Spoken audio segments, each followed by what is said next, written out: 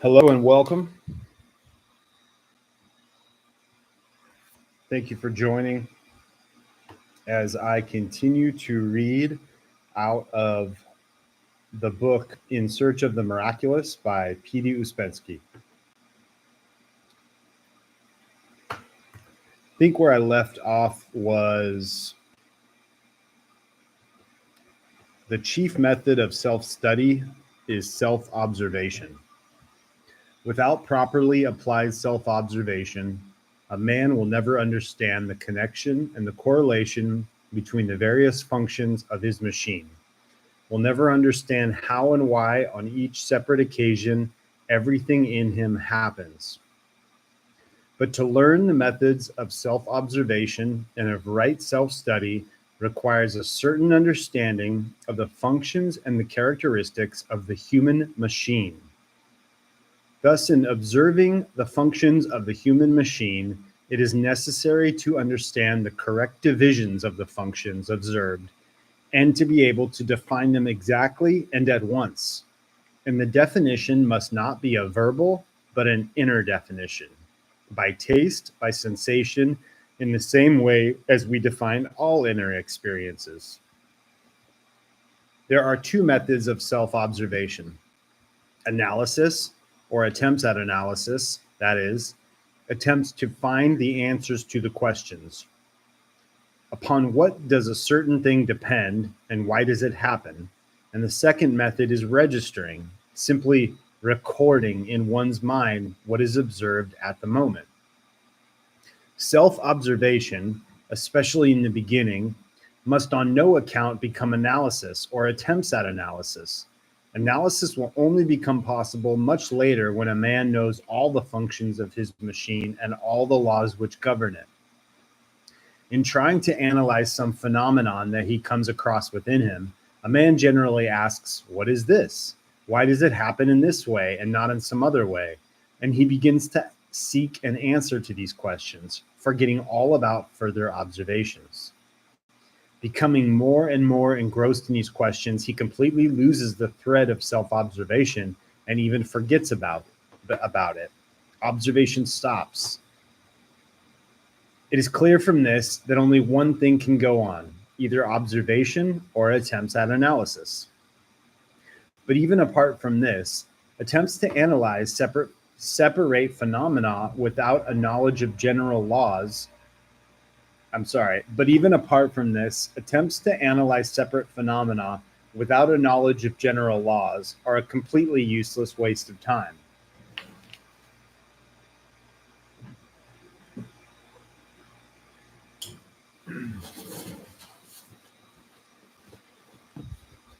Before it is possible to analyze even the most elementary phenomena, a man must accumulate a sufficient quantity of material by means of recording. Recording, that is, the result of a direct observation of what is taking place at a given moment, is the most important material in the work of self-study.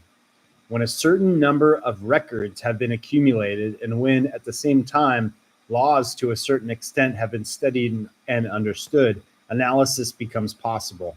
So the way I read this is, if any of you have taken a meditation class, a guided meditation, or read Zen philosophy or any mindfulness material, they usually touch on just observing thoughts when they pop up in your mind.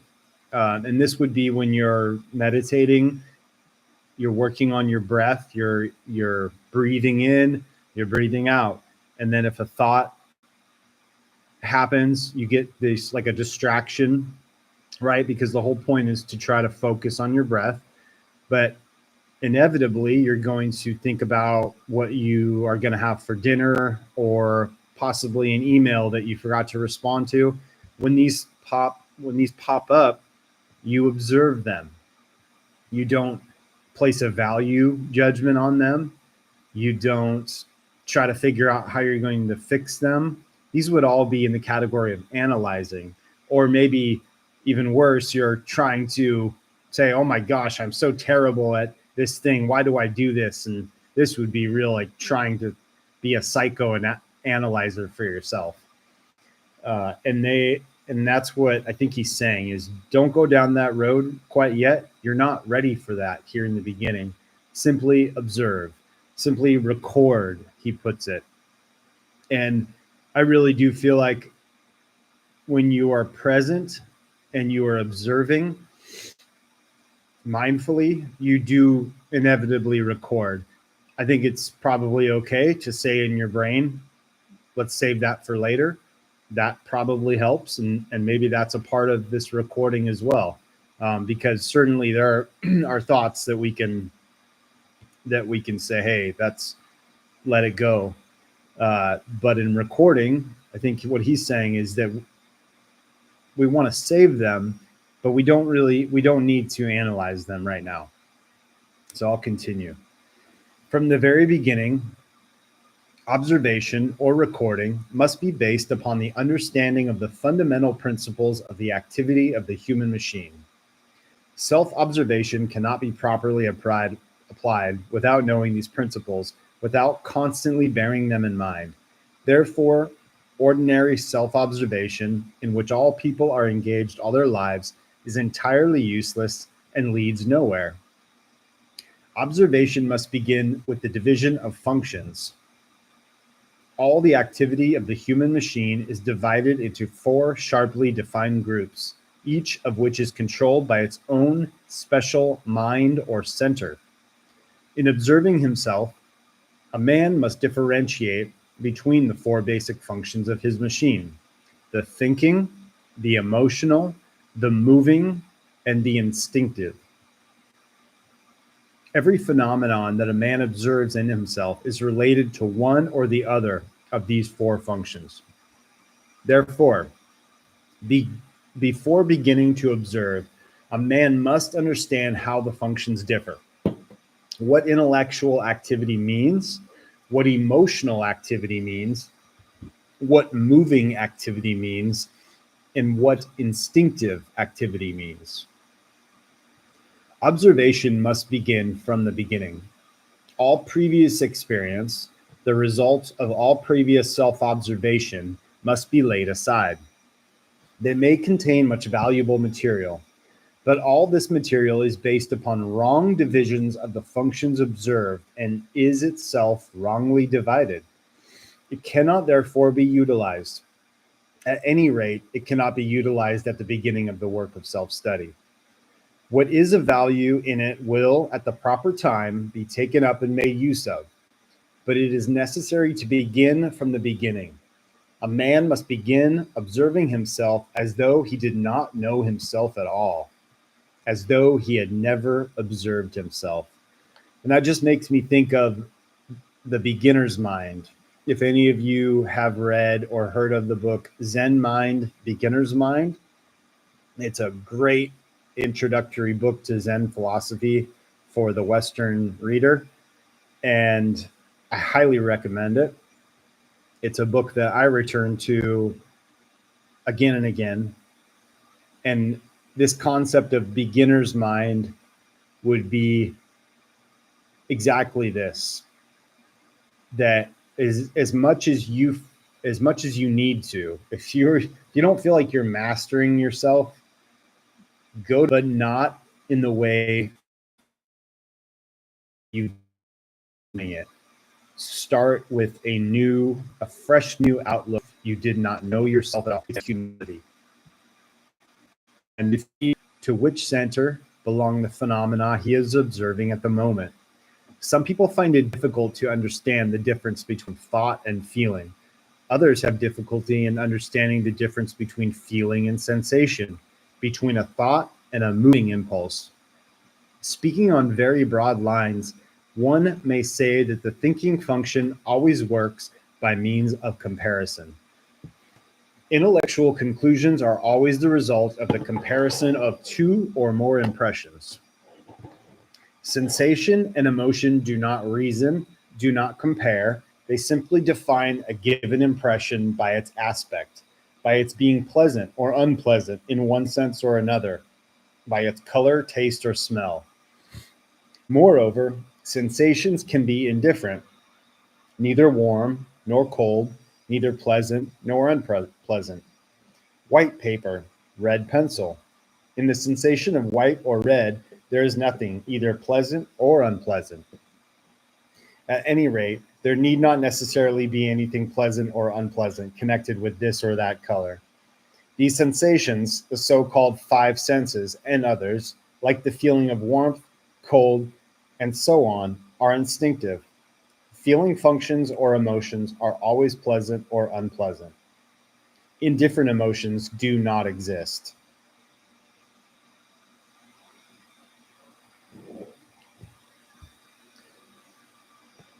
The difficulty of distinguishing between the functions is increased by the fact that people differ very much. Some perceive chiefly through their mind, others through their feeling, and others through sensation. It is very difficult, almost impossible, for men of different categories and of different modes of perception to understand one another, because they call one and the same thing by different names, and they call different things by the same name. Besides this, various other combinations are possible. One man perceives by thoughts and sensations, another by thoughts and feelings, and so on. One or another mode of perception is immediately connected with one or another kind of reaction to external events. The result of this difference in perception and reaction to external events is expressed in the first place by the fact that people do not understand one another, and in the second by the fact that they do not understand themselves. Very often, a man calls his thoughts or his intellectual perceptions his feelings, calls his feelings his thoughts, and his sensations his feelings. This last is the most common. If two people perceive the same thing differently, let us say that one perceives it through feeling and another through sensation, they may argue all their lives and never understand in what consists the difference of their attitude to a given object. Actually, one sees one aspect of it and the other a different aspect. It's just seems like such wisdom to me compared to the way generally human history is. A lot of differences that people fight about interpersonally or on a large scale, like the differences between cultures really seem to fall right in this area. And oftentimes it can turn into violence, or feelings of hatred or disdain. And if this type of wisdom can occur authentically in an individual, it really goes from those negative feelings that often either are thoughts of either self-harm or harming others or just discontentment, and it changes them to there are just differences in us, and that's just okay. Like, that's just how it is. We don't need to assign a value to it. We can just observe that. I really like that. In order to find a way of discriminating, we must understand that every normal psychic function is a means or an instrument of knowledge. With the help of the mind, we see one aspect of things and events. With the help of emotions, another aspect. With the help of sensations, a third aspect. The most complete knowledge of a given subject possible for us can only be obtained if we examine it simultaneously with our mind, feelings, and sensations. Every man who is striving after right knowledge must aim at the possibility of attaining such perception. In ordinary conditions, man sees the world through a crooked, uneven window, and even if he realizes this, he cannot alter anything. This or that mode of perception depends upon the work of his organism as a whole. All functions are interconnected and counterbalance one another. All functions strive to keep one another in the state in which they are. Therefore, when a man begins to study himself, he must understand that if he discovers in himself something he dislikes, he will not be able to change it. To study is one thing, and to change is another. But study is the first step towards the possibility of change in the future. And in the beginning, to study himself, he must understand that for a long time, all his work will consist in study only. Now, this, I really wish I had read this and taken this seriously much, much younger in my life. I remember a friend, she was an on and off girlfriend I had, and a really good friend that I had throughout junior high and high school. We had a lot of what I would consider, they were just great discussions. They had depth, they had emotional depth to them, they had vulnerability to them. I wish I could play them back, and I wish I had them recorded in my mind. And I do try to recall them because they were good. But one thing that I remember a lot is I was always one for self-improvement. I would sort of bounce this offer of like, I noticed this thing in myself and I want to do better. I want to be better. I can see that this isn't working. This is dysfunctional and I want to be better. And maybe that came from growing up in a family that went to therapy, but I would say maybe the therapy did more harm than good because we didn't exactly know how to take. It was often, I think, good therapy, but then take it back to the household. And I think we were interpreting it very dysfunctionally. And so therefore we would use it dysfunctionally at home. And I think the same went for church and religion. It's not that the message was terrible. It's that we were a dysfunctional family. And so the message would be used dysfunctionally at home.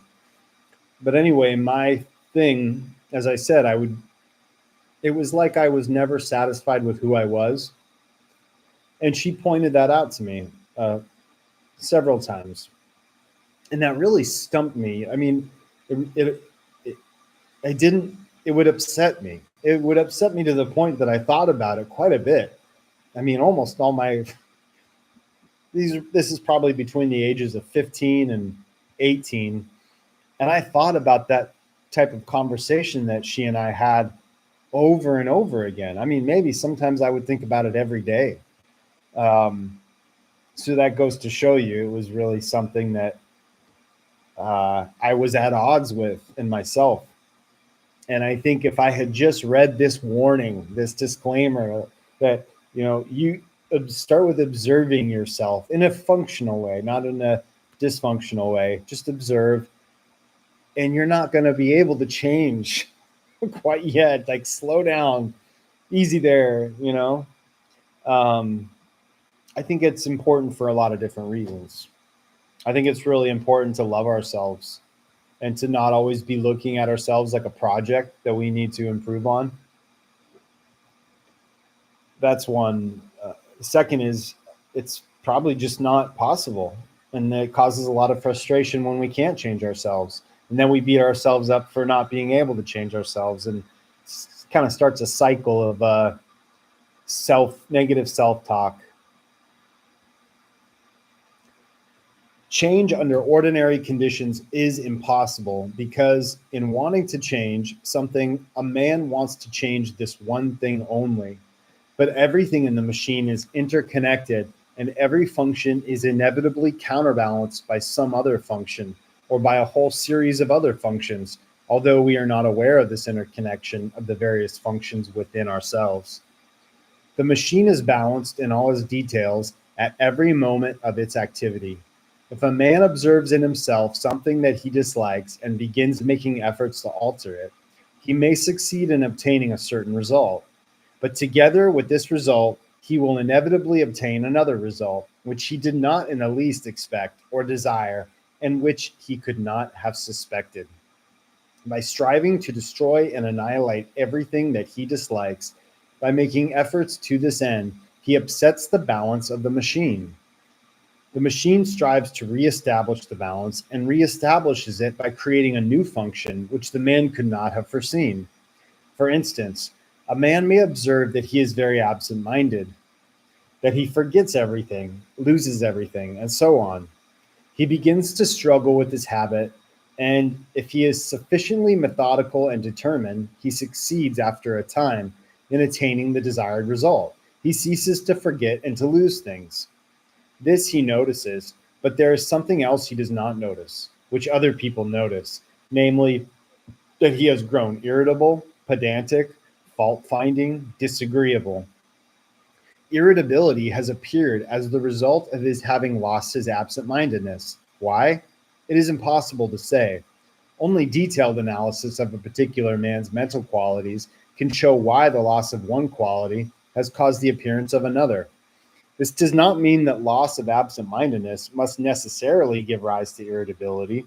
It is just as easy for some other characteristic to appear that has no relation to absent-mindedness at all. For instance, stinginess or envy or something else. Okay. But you notice that they're all negative qualities. And I would say that I know exactly what this is like. Being what I just talked about constantly feeling like I wasn't good enough. I needed to improve. That would happen. If I really focused hard enough, and I prided myself on being able to focus on this thing, but it's like whack-a-mole. Like I would just get one problem down and then another one would arise, and that would drive me crazy. And oftentimes, like he said, I wouldn't notice. I would be full of pride, puffed up that, okay, I'm keeping a schedule, I'm keeping to it, I'm keeping the house clean, I'm remembering things. And then someone else is like, you okay? And I'm like, what? Yeah, what do you mean? And like, you just don't seem yourself. You just don't seem at peace. And then that would be really disturbing, right? Because that would be the realization of, oh, I'm also connected with people. It's not just this idea of myself that I'm feeling very good about remembering things and keeping the house clean. A big part of me is the people that I really care about. When they tell me that I don't seem well in that sense, then I take it seriously. And if I don't take it seriously, it's denial. And then it really just feels worse, and it'll stick in my mind and I'll think about it. Now, that's not to say there aren't times when people will say things that you just need to push through, but that's not what we're talking about here.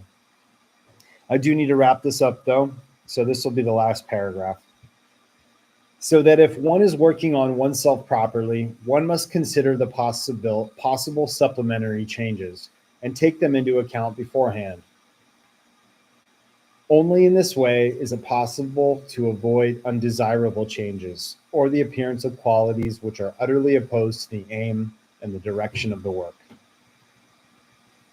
But in the general plan of the work and functions of the human machine, there are certain points in which a change may be brought about without giving rise to any supplementary results. It is necessary to know what these points are, and it is necessary to know how to approach them. For if one does not begin with them, one will either get no result at all or wrong and undesirable results. Having fixed in his own mind the difference between the intellectual, the emotional, and the moving functions, a man must, as he observes himself, immediately refer his impressions to this or that category.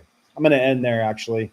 We'll get back to it in my next video because I just want to sign off here. But thank you for tuning in, and appreciate anyone that leaves comments, likes, subscribes to my channel, wants to join in the discussion. I think we're really just getting to the really good stuff here in this chapter. I would like to read a little bit slower and stop every once in a while and talk about what I'm reading, because I find this almost like meditating reading this. But yeah, thank you, and we'll see you next time.